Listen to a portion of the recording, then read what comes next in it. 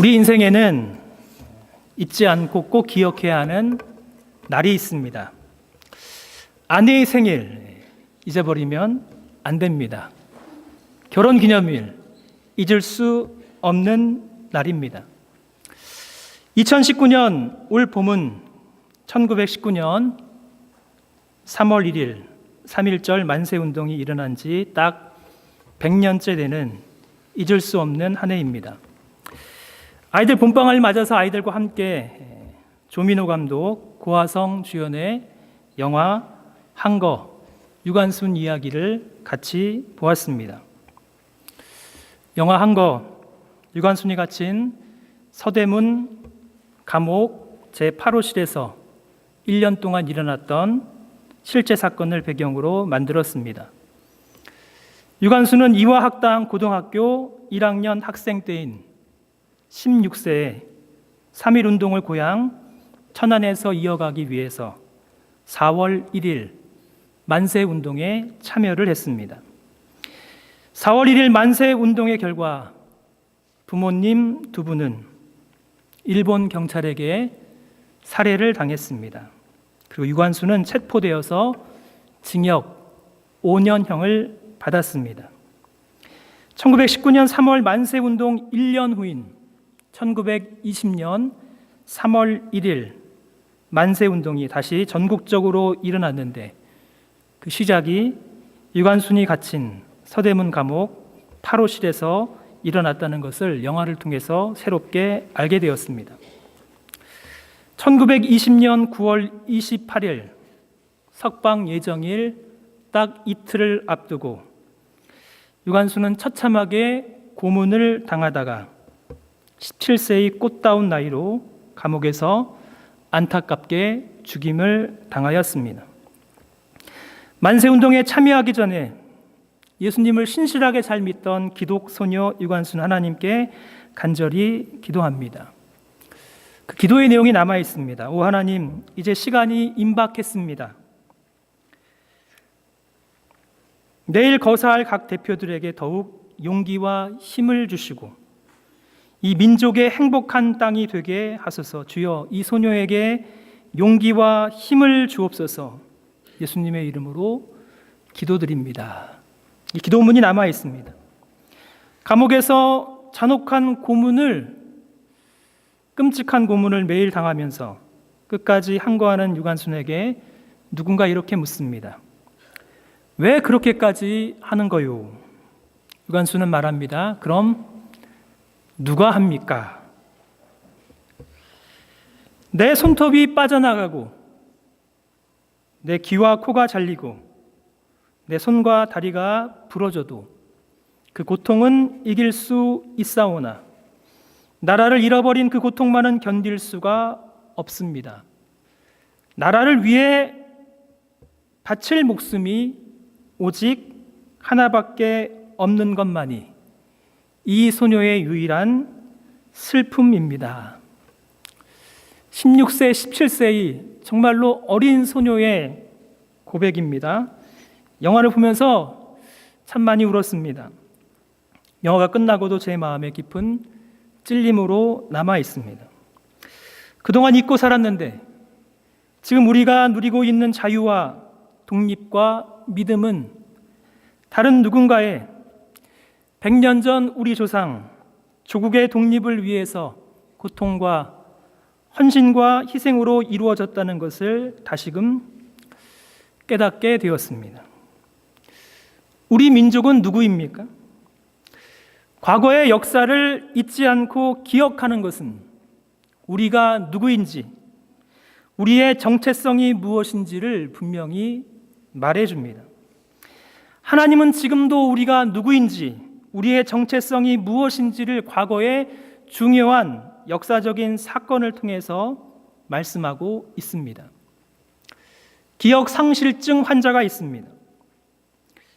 인식이나 지능을 상실한 것이 아니라 단지 과거의 기억을 상실한 병입니다. 그런데 과거의 기억을 상실하면 의식과 지능이 있음에도 불구하고 자신이 누구인지, 자신의 정체성에 심각한 손상이 옵니다. 그러기에 우리의 정체성의 과거의 기억은 참으로 중요한 기능을 합니다. 개인뿐만 아닙니다. 공동체도 마찬가지입니다. 공동의 기억을 통해서 공동체는 함께 형성되는 것입니다. 공동의 기억 속에는 과거에 대한 기억과 과거에 대한 해석이 들어 있습니다. 그런 의미로 1919년 3월 1일 17세의 소녀로 죽임을 당한 유관순, 우리와 상관없는 이야기가 아니라 바로 우리의 이야기입니다. 구약과 신약의 하나님 백성들인 이스라엘 백성들이 꼭 기억하고 절대 잊어서는 안 되는 아주 중요한 날이 있습니다. 무슨 날인지 한번 맞춰 보십시오. 전 세계에서 가장 오래된 명절입니다. 무려 3,500년 동안 지켜오던 명절입니다. 지금도 이스라엘 백성들에게 결코 잊을 수 없는 날입니다. 이 날에 대해서 출애굽기 12장 1절부터 14절은 이렇게 말씀하십니다. 이 날이 무슨 날인지 한번 들어보십시오. 여호와께서 애굽 땅에서 모세와 아론에게 일러 말씀하시되 이 달을 너희에게 달의 시작 해의 첫날이 되게 하고 너희는 이스라엘 온 회중에게 말하여 이르라. 이달 열흘에, 중요한 날입니다. 이달 열흘에 너희 각자가 어린 양을 잡을지니 각 가족대로 그 식구를 위하여 어린 양을 취하되 이달 나흘날까지 간직하였다가 해질 때 이스라엘 회중이 그 양을 잡고 그 피를 양을 먹을 집 좌우 문설주와 인방에 바르고 그 밤에 그 고기를 불에 구워 무교병과 쓴나물과 아울러 먹되 너희가 그것을 이렇게 먹을지니 허리에 띠를 띠고 발에 신을 신고 손에 지팡이를 잡고 급히 먹으라. 이달 열흘날 그리고 이달 나흘날 1월 14일날 이날은 참으로 중요한 날입니다. 그날 하나님께서 아주 중요한 일을 이스라엘 백성들에게 행하셨습니다. 내가 애굽 땅을 칠 때 그 피가 너희가 사는 집에 있어서 너희를 위하여 표적이 될지라. 내가 피를 볼 때 너희를 넘어가리니 재앙이 너희에게 내려 멸하지 아니하리라. 너희는 이 날을 기념하여 여호와의 절기를 삼아 영원한 규례로 대대로 지킬지니라. 무슨 절기입니까? 유월절입니다. 유월절. 하나님께서 하나님의 종 모세를 통해서 이스라엘에게 신신당부를 하십니다. 이 날을 너희가 반드시 기념해야 한다. 이 날을 주 앞에서 지키는 절기로 삼아서 영원한 규례로 지키고 앞으로 대대로 지켜야 한다. 그날 특별히 그 밤은 너무나도 중요하기에 42절 말씀 보면 이렇게 말씀하십니다. 이 밤은 그들을 애굽 땅에서 인도하여 내심으로 말미암아 여호와 앞에 지킬 것이니 이는 여호와의 밤이라 이스라엘 자손이 다 대대로 지킬 것이니라. 영어 성경을 보면 이날은 너무나도 중요한 날이기에 그날은 아이들도 잠을 잘 수가 없습니다. 그날은 밤새서 지켜야 하는 참으로 중요한 날입니다. 너무나 중요한 이날 1월 14일 그날 그 밤을 세우는 날 유월절입니다. 영어로는 Passover. 6월은 5월, 6월, 7월의 6월이 아닙니다. 한자어 유 무슨 뜻입니까? 어렵습니다. 그러나 우리 오집사님은 잘 하실 것 같습니다. 넘어갈 유, 월, 건널 월. 이날은 뛰어 넘어가는 날입니다. 뛰어넘어가는 너무나 중요한 그날이기에 민수기 9장 13절 말씀 보면 이렇게 말씀하십니다. 유월절을 지키지 아니하는 자는 그 백성 중에서 끊어지리니. 유월절을 지키지 아니하는 자는 백성 중에서 끊어진다는 중요한 날입니다. 도대체 이 날이 무슨 날이기에 이토록 중요한 것입니까? 사진을 보면 4가지가 있습니다. 유월절은 먹고 마시고 바르는 날입니다. 무슨 날이라고요? 먹고 마시고 바르는 날. 이스라엘 백성들은 이날 넘버 1 어린 양을 먹습니다. 넘버 2 누룩이 없는 빵인 무교병을 먹습니다. 넘버 3 쓴 나물을 먹습니다. 넘버 4 포도주를 마시는데 4잔의 포도주를 마십니다. 그리고 어린 양의 피를 바르는 아주 중요한 날입니다. 3가지를 먹고 1가지를 마시고 어린 양의 피를 바릅니다. 무엇을 먹는다고요? 어린 양, 그리고 누룩이 없는 빵인 무교병, 그리고 쓴나물. 포도주는 4잔을 마십니다. 이날 어린 양의 피를 바르는 중요한 날입니다. 유월절에 이스라엘 백성들은 이렇게 먹고 마시며 유월절 만찬을 갖습니다. 이때 만찬에서 먹고 마시고 바르는 것이 중요합니다. 먼저는 1년 된 어린 양을 잡아 죽여서 불에 구워서 먹어야 합니다.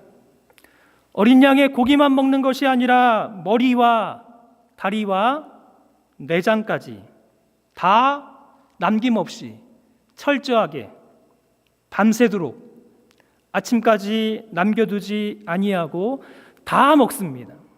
이날은 먹는 날입니다. 어린 양만 먹는 것이 아니라 누룩을 넣지 않는 빵, 쓴나물도 함께 먹어야 합니다. 누룩은 죄를 말합니다. 그러게 누룩이 없는 빵을 먹습니다. 쓴나물, 인생의 쓰디쓴 고난입니다. 어린 양을 먹을 때 우리의 삶 가운데 누룩과도 같은 죄악을 제거하고 애굽에서 쓰디쓴 나물을 먹은 것처럼 인생에서 만난 인생의 온갖 종류의 고통과 고난당한 가운데 하나님이 어떻게 구원해 주셨는지를 잊지 않고 기억하라는 것입니다. 둘째, 이날은 포도주를 특별히 몇 잔? 4잔을 마십니다. 첫 번째 잔, 두 번째 잔, 세 번째 잔, 네 번째 잔 의미가 있습니다. 출애굽기 6장 6절과 7절에 하나님께서 그들에게 주신 4가지 약속의 말씀을 의지하며 한 잔 마시는 것입니다.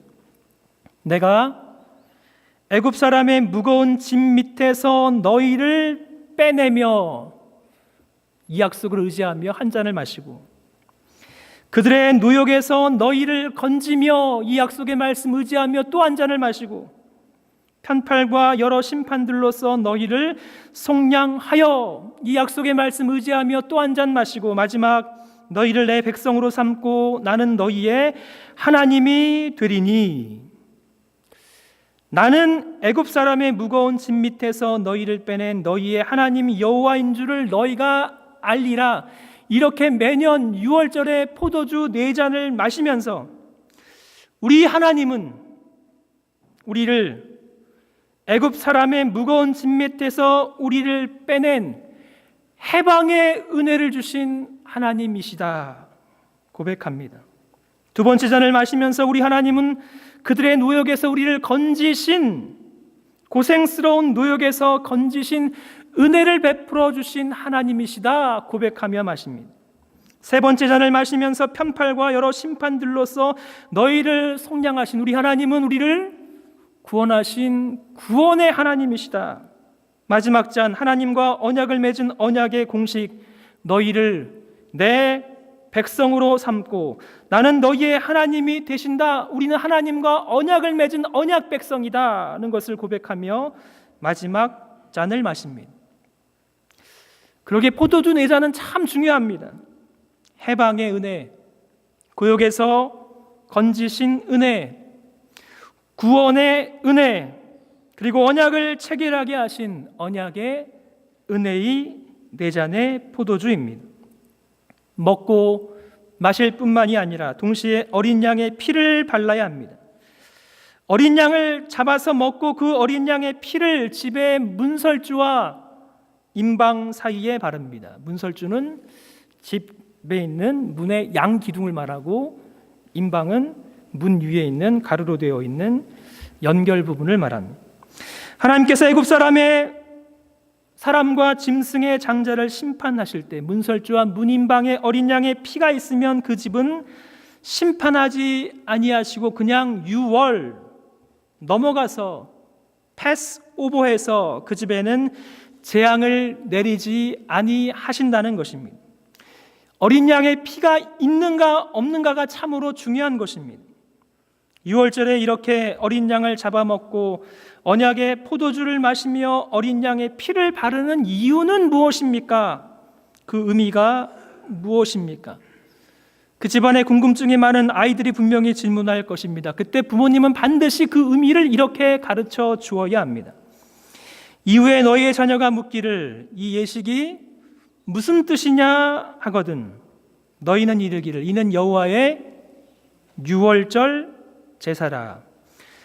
여호와께서 애굽 사람에게 재앙을 내리실 때 애굽에 있는 이스라엘 자손의 집을 넘으사 패스 오버 6월입니다.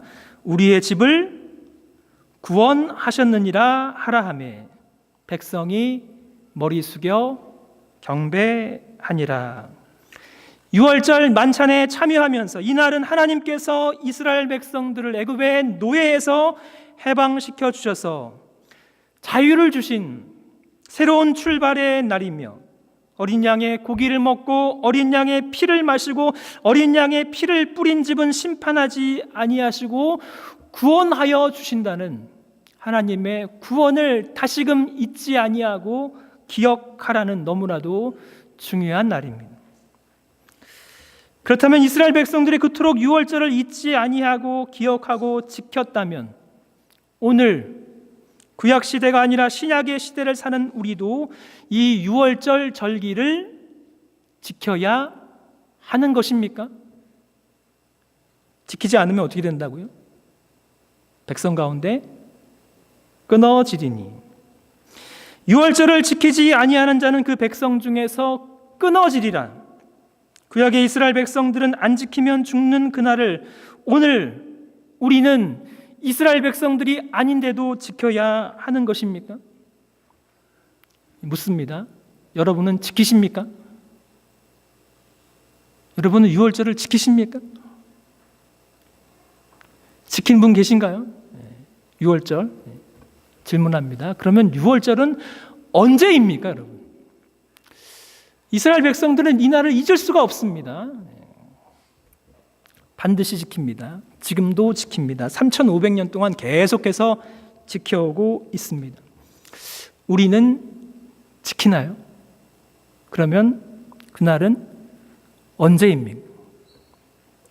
6월절이 언제인지 정확하게 기억하시는 분이 참 있으면 얼마나 감사할까요? 모든 이스라엘 백성들이 기억해야 하는 6월절 언제이며 무슨 날짜입니까? 6월절 날짜는 이스라엘 종교력을 기준으로 한 해의 첫 달, 한 해를 시작하는 달인 1월 14일.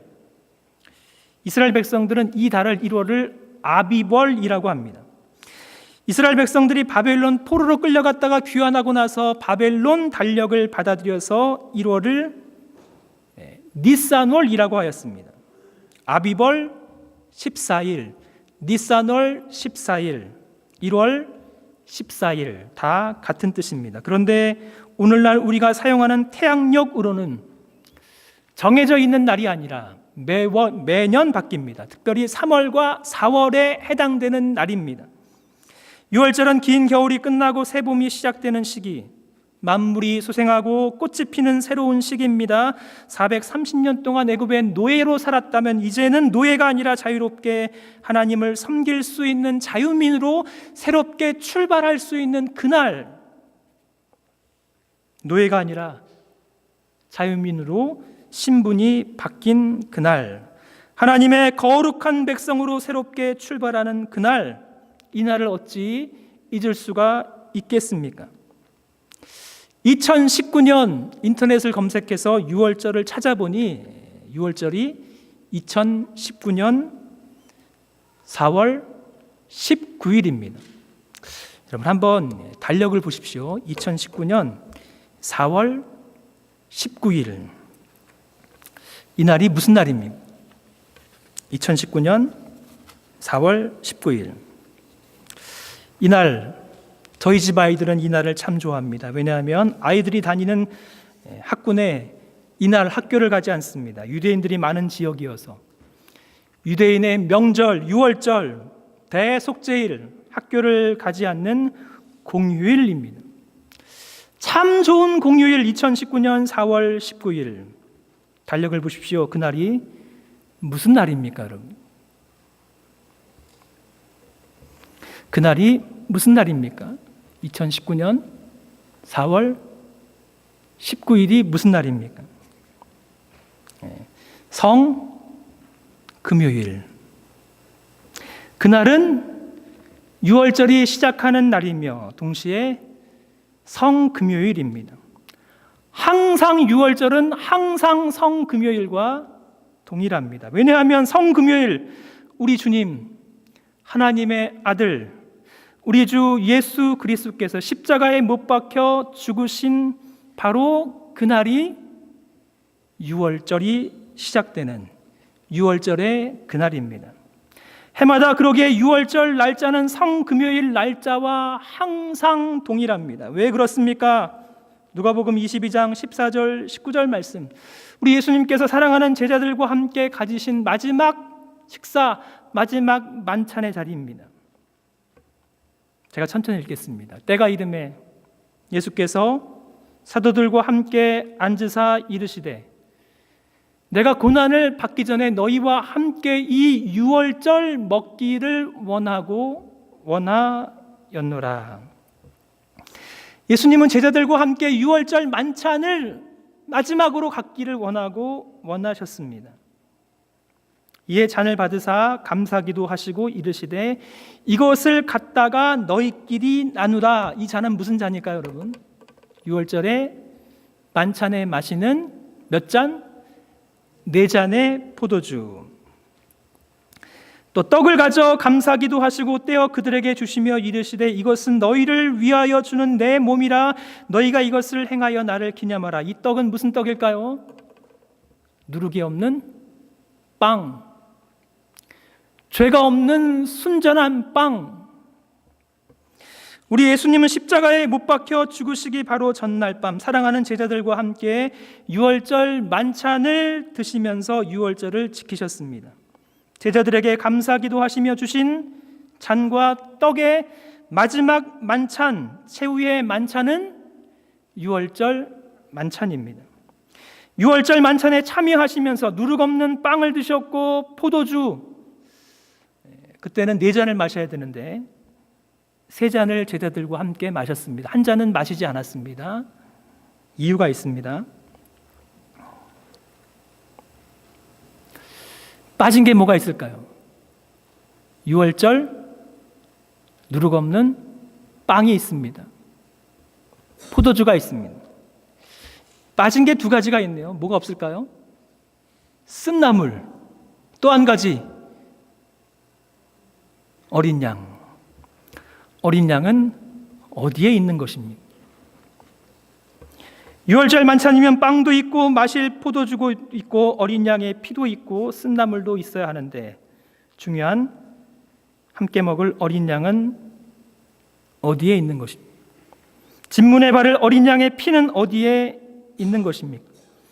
요한복음 1장 29절 세례 요한은 예수님을 보고 이렇게 말하였습니다. 보라, 세상 죄를 지고 가는 하나님의 어린 양이로다. 누가 어린 양입니까? 우리 예수님, 세상의 죄를 지고 가는 그분이 하나님이 준비하여 주신 진정한 유월절의 어린 양입니다. 고린도전서 5장 7절과 8절, 너희는 누룩 없는 자인데 새 덩이가 되기 위하여 묵은 누룩을 내버리라. 우리의 유월절 양 곧 그리스도께서 희생되셨느니라. 우리 예수님의 유월절 양이 되셔서 친히 죽임을 당하신 그분이 바로 유월절 어린 양이십니다. 마음속에 악하고 음란하고 더러운 생각으로 가득한 누룩과도 같은 죄인인 우리가 어떻게 구원을 받을 수 있습니까? 베드로전서 1장 18절 19절 같이 한번 읽어볼까요? 시작. 너희가 알거니와 너희 조상이 물려준 헛된 행실에서 대속함을 받은 것은 은이나 금 같은 없어질 것으로 된 것이 아니요 오직 흠없고 점없는 어린 양 같은 그리스도의 보배로운 피로 된 것이니라. 우리 예수님께서 성금요일 십자가에서 흘려주신 보혈은 우리를 죄에서 구원하시기 위한 유월절 어린 양의 피, 그 보혈입니다. 그러게 우리도 반드시 어린 양의 피를 먹고 마시고 발라야 하는 것입니다.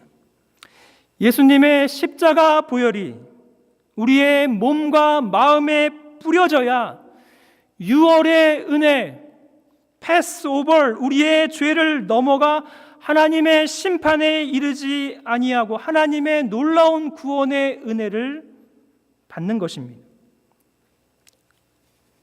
그렇다면 우리는 유월절을 지켜야 하는 것입니까? 우리에게 유월절을 지키는 의미는 무엇입니까? 유월절 만찬인데 20절을 보면 아주 중요한 새로운 성격의 유월절 만찬입니다. 그 전에 있는 유월절과 차이가 나는 새로운 성격의 유월절 만찬. 예수님께서 이렇게 말씀하십니다. 저녁 먹은 후에 잔도 그와 같이 하여 이르시되 이 잔은 내 피로 세우는 새 언약이니 곧 너희를 위하여 붓는 것이라. 누가복음 22장 20절 너무나도 중요한 말씀이기에 다시 한번 천천히 읽습니다. 시작. 저녁 먹은 후에 잔도 그와 같이 하여 이르시되 이 잔은 내 피로 세우는 새 언약이니 곧 너희를 위하여 붓는 것이라. 예수님은 떡을 들어 이것이 바로 내 몸이다 라고 말씀하셨고, 잔을 들어 이 잔은 내 피로 세우는 새로운 언약, 새 언약, 나의 피 곧 언약의 피라고 말씀하십니다. 그러게 예수님의 피는 새로운 언약입니다. 예수님의 피에 참여하는 우리는 그러면 누구입니까? 새로운 언약에 참여하는 새 언약의 백성입니다. 예수님께서 잡히시던 전날 밤 제자들과 함께 가진 유월절 만찬, 사도 바울은 고린도전서 11장 23절 26절에서 새롭게 해석하고 있습니다. 내가 너희에게 전한 것은 주께 받은 것이니 곧 주 예수께서 잡히시던 밤에 떡을 가지사 축사하시고 떼어 이르시되 이것은 너희를 위하는 내 몸이니 이것을 행하여 나를 기념하라 하시고, 식후에 또한 그와 같이 잔을 가지시고 이르시되 이 잔은 내 피로 세운 새 언약이니 이것을 행하여 마실 때마다 나를 기념하라 하셨으니.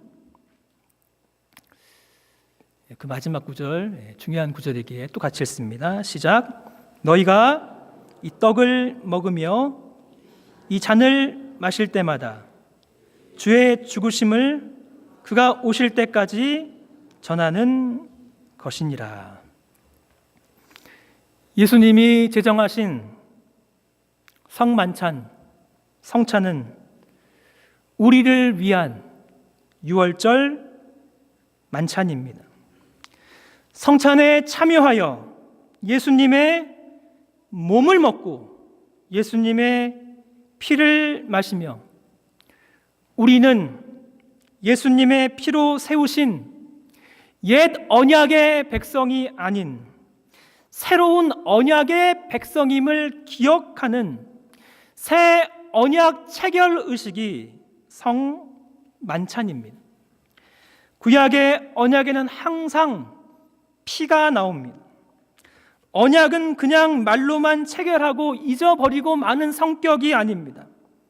피가 있는 것은 언약을 맺는 당사자가 죽음을 각오하고 피로써 언약을 맺는 것입니다. 영어로는 covenant, 히브리어는 베리트. 그 의미는 cut, 자른다는 것입니다. 무슨 의미입니까? 언약을 체결하는 두 당사자가 언약을 지키지 아니하면 어떻게 된다고요? 언약을 지키지 않으면 죽는다는 것입니다. 죽음을 각오하고 언약을 지키는 것입니다. 출애굽기 24장 옛 언약인 모세 언약을 시내산에서 체결할 때도 언약의 피는 참으로 중요한 요소였습니다. 모세가 피를 가지고 반은 여러 양푼에 담고 반은 제단에 뿌리고 언약서를 가져다가 백성에게 낭독하여 듣게 하니 그들이 이르되 여호와의 모든 말씀을 우리가 준행하리이다.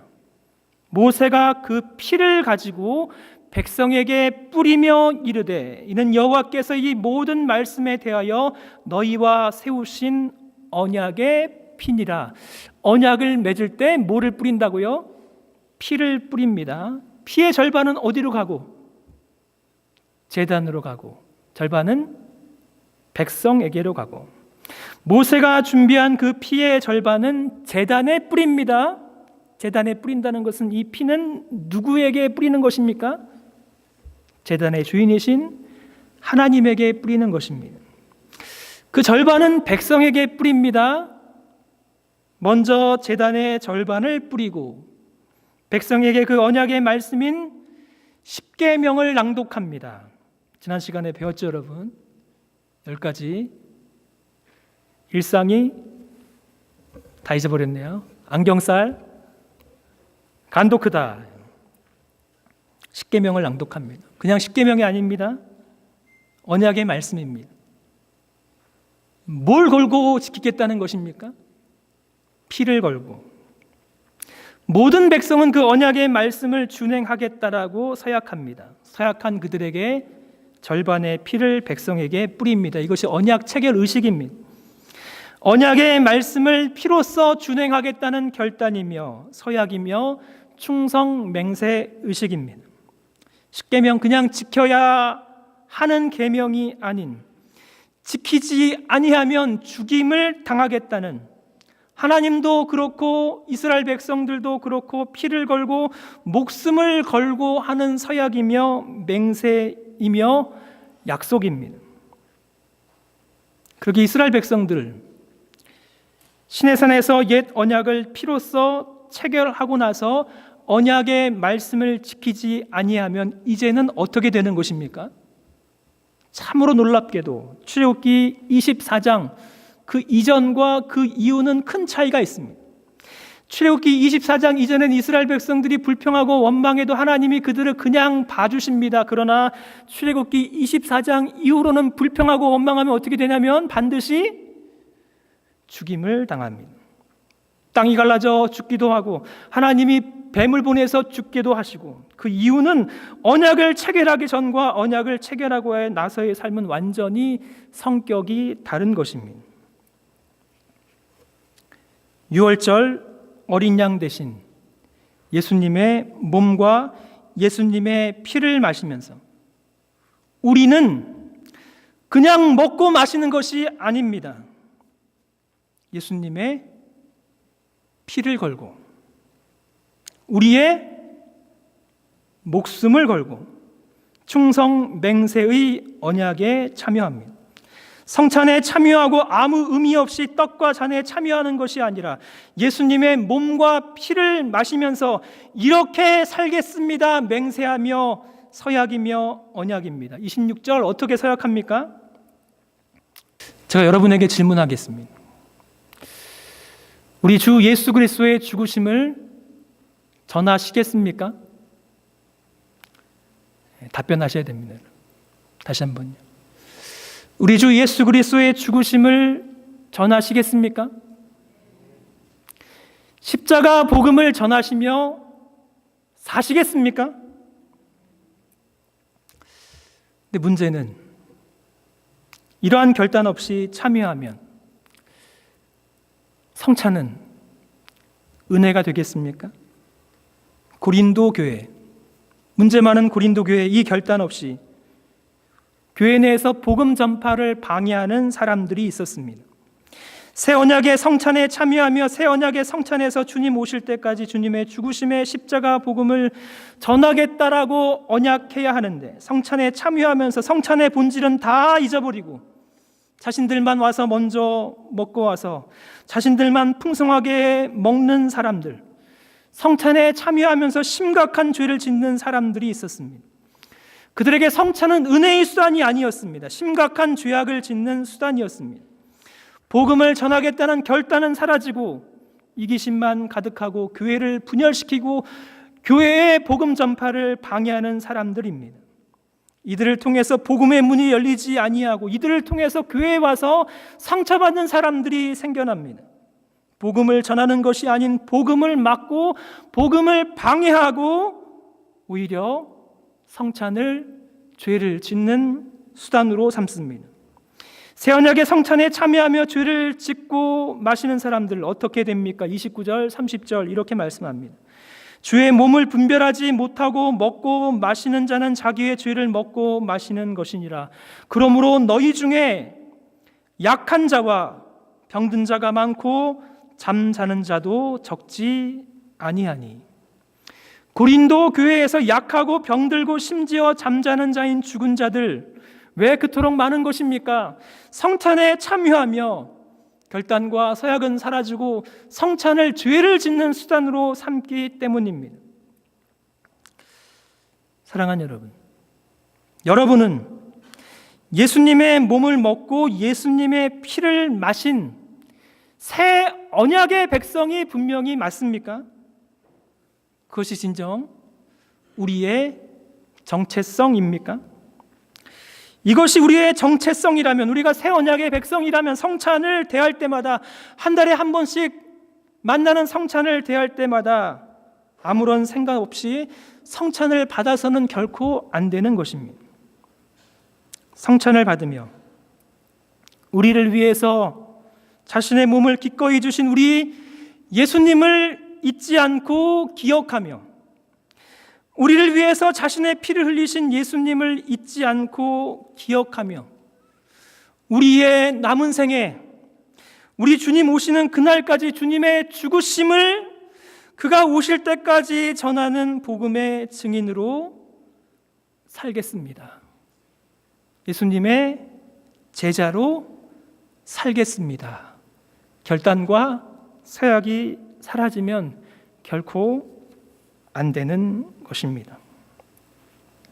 사랑하는 여러분, 오늘 성찬을 대할 때 우리를 위해서 자신을 내어주신 예수님의 몸, 우리를 위해서 자신을 다 내어주신 어린 양 예수 그리스도의 피에 참여하며 우리가 새로운 언약의 백성임을, 그러기에 새 언약의 백성의 사명답게 그리스도의 십자가 복음을 신실하게 증거하시는 저와 여러분, 우리 한빛교회 성도님들 되시기를 주님의 이름으로 축복합니다.